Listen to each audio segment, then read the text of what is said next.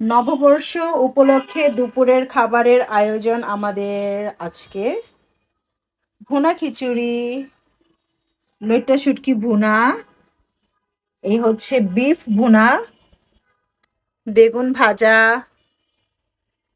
ভর্তা, আচার, সালাড, সঙ্গে হচ্ছে আমাদের হাঁড়িগুলো।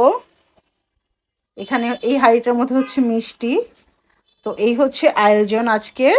তো এখান থেকে সবাই হচ্ছে বাফেটের মতো প্লেট নেবে, মানে যার যতটুকু ইচ্ছা পরিমাণ মতো নিয়ে দেন টেবিলে বসবে খেতে। তাই আমি এইভাবেই হচ্ছে অ্যারেঞ্জ করে রাখলাম যেন সবার আর কি নিতে সুবিধা হয়। রুমে সবাই আড্ডা দিচ্ছে, লাঞ্চ রেডি, সবাই খেতে আসো। আমার ছেলে হচ্ছে নিজেরটা নিজে বেড়ে নিচ্ছে ফর দ্য ফার্স্ট টাইম। বড় হয়ে যেতেছে মাশাআল্লাহ, তাই না আব্বা? খুব সুন্দর হচ্ছে, গুড জব।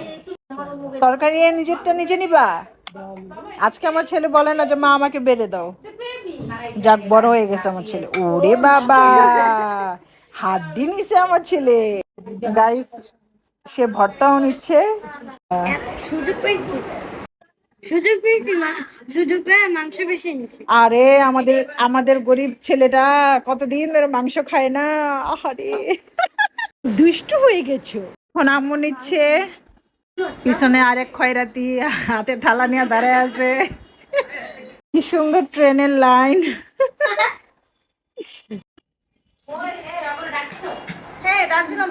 এটা কি কোনো ডিসিপ্লিন নাই, কিচ্ছু না, লাইন ধরা নাই, কিচ্ছু না। হ্যাঁ, হেজা গোজা পাবলিক আইছে, লাইন ধরে না। এখন আসলো রাজু, ভালো মতো নিও। এখন আমি নিয়ে নিচ্ছি, এতক্ষণ আমি সবার ভিডিও করছি।